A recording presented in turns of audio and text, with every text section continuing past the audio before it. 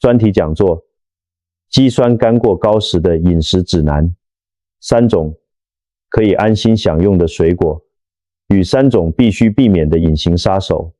许多人普遍认为，所有的水果都是健康的象征，但如果您的肌酸酐 creatinine 数值偏高，某些水果可能会在不知不觉中加重肾脏功能的恶化。对于一个健康的人来说，水果代表着活力与能量。然而，对于那些肾脏已经负荷过重的人来说，这些看似健康的食物可能会变成身体难以代谢的负担。今天，我们将深入探讨3种您可以安心食用、不会带来风险的安全水果，以及3种您为了保护肾脏应当避免的水果。我们将摒弃恐惧与迷失，完全基于人体生理学的真实运作机制来剖析这一切。在谈论水果之前，您需要先了解肌酸酐过高究竟意味着什么。肌酸酐是肌肉活动时产生的代谢废物，这是一种自然的生理产物。您的身体每天都会产生它，而您的肾脏则负责过滤，并透过尿液将其排出体外。但是，当肾脏开始失去效率时，这种物质就会在血液中堆积，这就是一个红色的警示灯。肌酸酐升高并不总是会立即引起明显的症状。事实上，许多人是在例行健康检查或验血时才意外发现这一点的。然而，在这个数字背后隐藏着更深层的讯息。您的身体正试图告诉您，它的过滤系统正在吃力地运作，某些生活方式需要改变了。肾脏不仅仅是排除废物的器官，它们还负责调节矿物质、血压、体液平衡以及酸碱值。当肾脏功能受损，整个身体都会受到牵连。正因如此，饮食成为了一种强大的干预工具，它可以减轻肾脏的工作负担，或者在您不知情的情况下使其过劳。水果虽然是天然食品，但它们含有不同程度的钾离子、磷、糖分和水分，每一个元素都会直接影响肾脏的运作。例如，钾是一种必需矿物质，但如果累积过多，可能会导致心律不整。过量的磷会损害肾脏组织并加速其衰退，而某些水果中的水分含量取决于患者保留的肾功能程度，可能是有益的，也可能是负担。因此，并非所有水果都是生而平等的。有些水果提供水分和抗氧化剂，有助于身体排毒，而另一些则含有高浓度的钾或酸性物质，可能会使已经疲惫的肾脏雪上加霜。了解这些差异，将成为您健康状况的分水岭。请将您的肾脏想象成一个精密的滤网。如果您用正确的食物来保养和清洁它，水流就能顺畅通过。但如果您用过量的矿物质或废物强行灌注，它就会慢慢堵塞，直到有一天无法再像以前那样进行过滤。接下来，我将陪伴您一起识别那些可以是您盟友的水果，以及那些为了让身体获得喘息机会而应当减少摄取的水果。因为照顾您的肾脏病不是意味着停止进食，而是学习如何运用智慧与平衡来滋养身体。首先，让我们来谈谈那些有益的水果。第一种推荐水果，苹果低钾，富含果胶，帮助排除体内毒素。在谈论肾脏护理时，苹果占据了特殊的地位。这不仅是因为它口感温和，易于消化，更因为它的化学成分旁麸是专为保护排泄系统而设计的。当其他水果可能会增加钾离子或酸性负荷时，苹果提供了一种天然的平衡，既能舒缓肾脏，又能安静而持续地净化身体。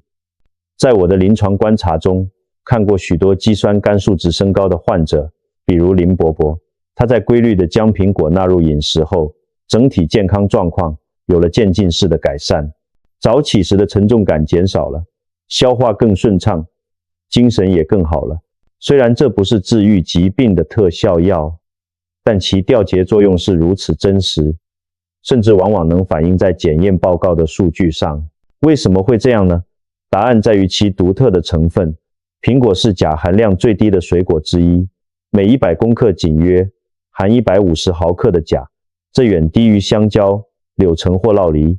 这意味着在大多数轻度或中度肾功能不全的情况下，只要在医师的监督下，食用苹果是安全的。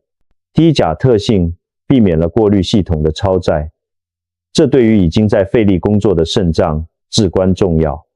但苹果真正的魔力在于一种较少为人知的成分——果胶 （pectin）。果胶是一种水溶性纤维，就像体内的清洁工。当它到达肠道时，会形成一种凝胶，结合毒素、胆固醇和含氮废物。正是这些物质是肾脏试图排除的，并帮助它们透过粪便排出。这就像是原本肾脏要做的一部分工作被分流到了肠道，从而减轻了肾脏的净化负担。这种机制解释了为什么许多人在日常饮食中加入苹果后，肌酸酐或尿素氮 urea 的数值会有轻微改善。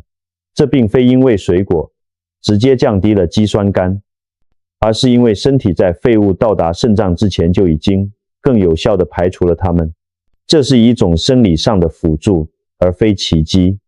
此外，苹果含有苹果酸，这种天然化合物有助于肝功能，并帮助溶解微小的尿酸堆积。这对肝脏和肾脏这两大过滤器官都有益处。当肝脏运作更好时，它产生的需要肾脏处理的物质就会减少，而当肾脏接收到的负担减少时，它的净化效率就会提高。苹果的另一个优点是其糖分概况，虽然它含有果糖，但其升糖指数 GI 值较低，可避免血糖飙升。这对于同时患有糖尿病或胰岛素阻抗，这通常伴随着肾功能恶化的患者特别有用。一颗苹果不仅能补水，还能稳定能量。苹果的纤维也有助于调节肠道蠕动，这一点虽然常被忽略，但却至关重要。当肠道保持清洁和活跃时，像尿素这样的含氮产物更容易被排出，肾脏的负担也就更轻。从临床角度来看，苹果的耐受性极佳，其低钠和低磷的特性使其即使在肾脏疾病的早期阶段也是安全的。此外，它含有胡皮素、儿茶素和绿原酸等抗氧化剂，可以对抗发炎和氧化损伤。这些通常是伴随高肌酸酐数值出现的问题。我曾见过具体的案例，仅仅是养成每天吃一颗苹果的习惯，就产生了显著的差异。有些患者过去常感到腿部水肿或疲劳，在坚持几周后，整体感觉明显好转。治愈身体的不是苹果本身，而是它为身体带来的平衡，更少的酸性，更好的消化，更自然的排毒。苹果也非常多变，可以生吃、煮熟或烤制，不需添加糖分。当轻微烹调时，果胶会进一步释放，促进其消化作用。对于寻求稳定能量和消化负担轻的人来说，用肉桂水煮苹果是一份极佳的早餐或点心。对于老年人或消化缓慢的人，煮熟的苹果特别有益。它不刺激胃部，预防便秘，并提供饱足感，而无沉重感。如果您的皮肤不敏感且消化良好，建议不要完全削皮，因为果皮集中了大部分的抗氧化剂和非水溶性纤维。但如果消化系统较弱，轻微烹调软化质地即可。总之，苹果代表了简单及有效的真理。它不承诺奇迹，但它兑现承诺，帮助身体以更少的力气运作。第二种推荐水果，红葡萄抗氧化剂与抗发炎的守护者。如果说苹果代表了身体的无声清洁，那么红葡萄则像指着主动防御。它们小巧、甜美，看似无害，但在其果皮下隐藏着自然界最强大的抗发炎和抗细胞老化武器之一——白藜芦醇 resveratrol。 这种化合物已被研究了数十年，其保护作用也延伸到了肾脏这些日夜过滤生命的沉默器官。与许多富含钾的热带水果不同，红葡萄具有代谢优势，它的矿物质含量适中，对肾功能的影响温和得多。但真正让它与众不同的是其非凡的抗氧化能力。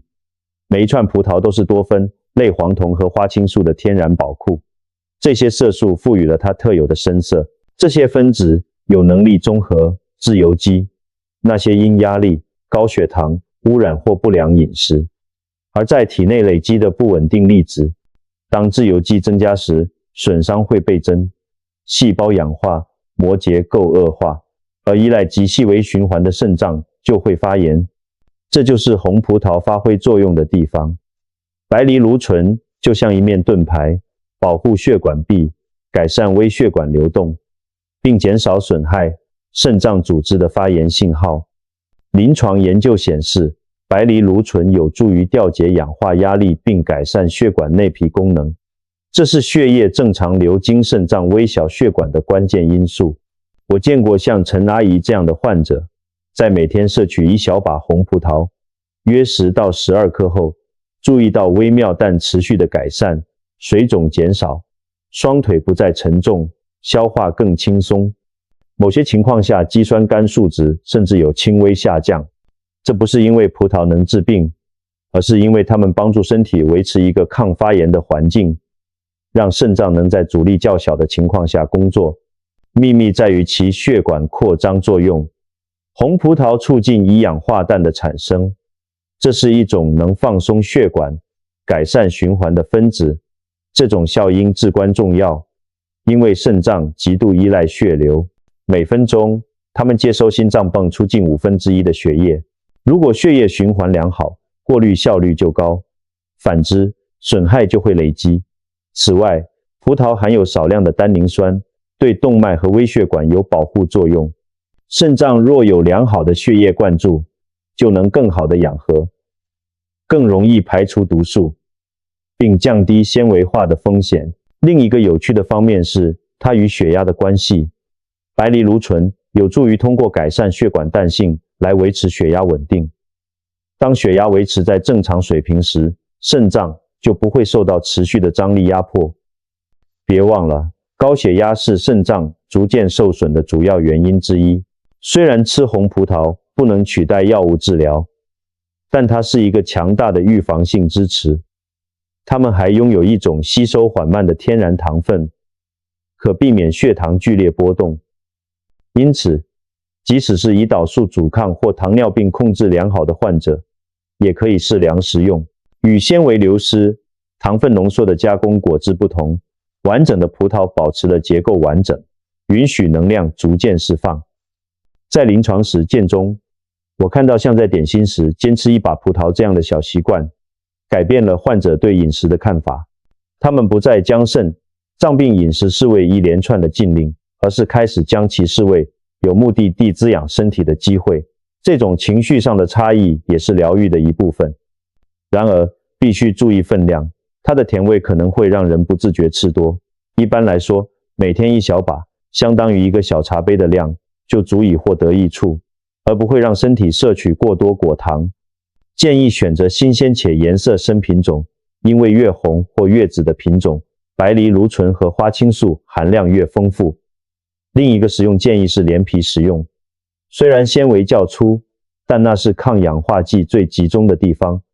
细嚼慢咽不仅能改善消化，还能启动饱足感。第3种推荐水果，蓝莓或桑葚。黑莓，保护肾脏组织的花青素，在植物界最小的水果中，隐藏着大自然最强大的防御力量。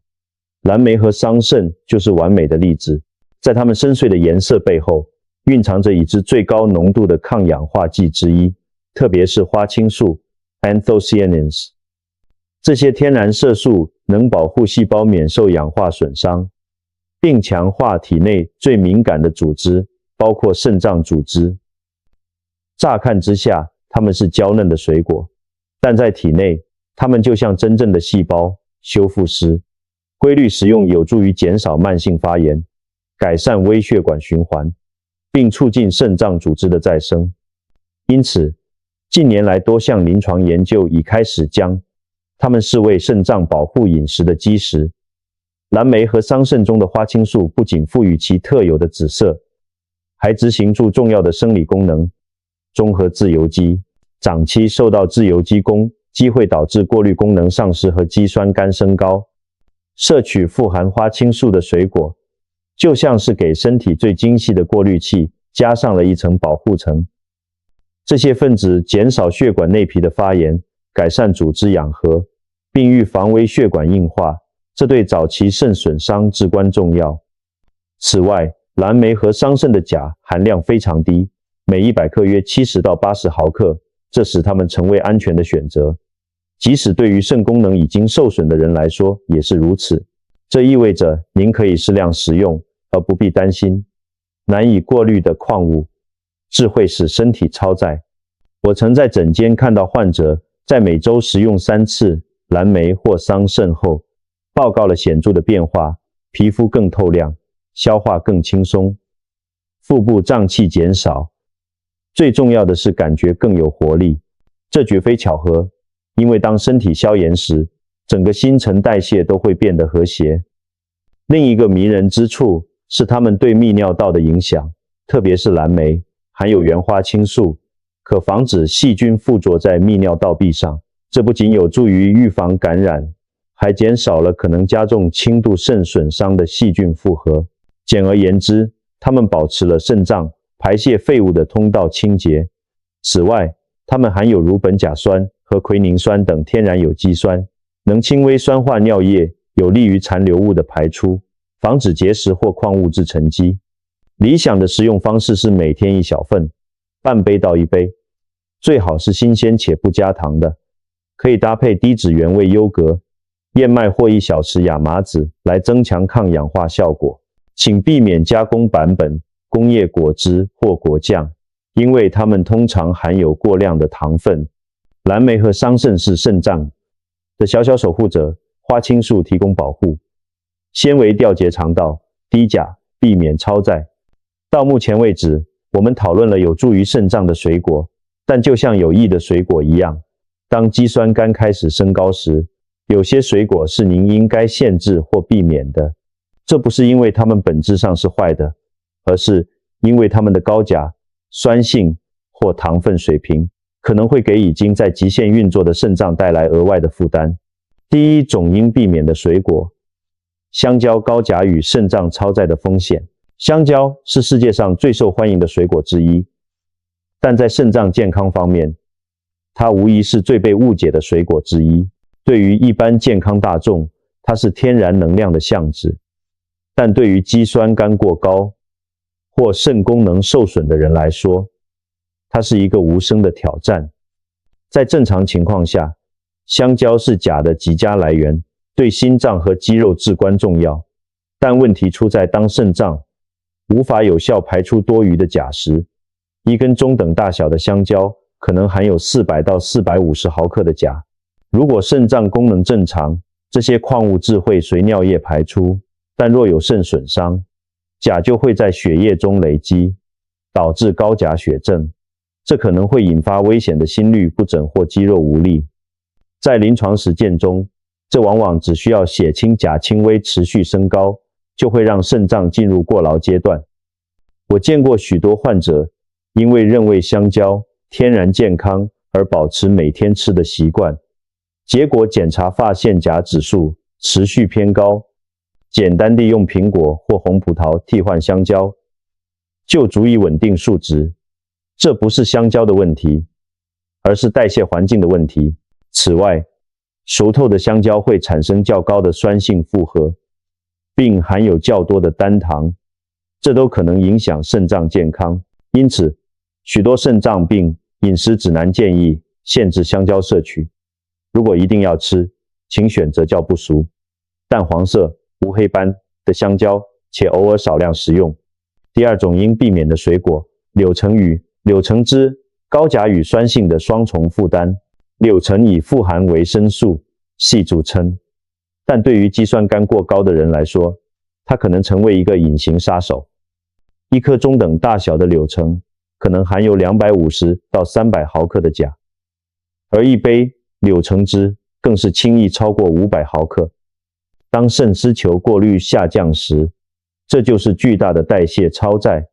我看过患者以一杯健康的柳橙汁开始新的一天，却不知自己摄取了超出负荷的钾，几周后出现虚弱、抽筋等症状。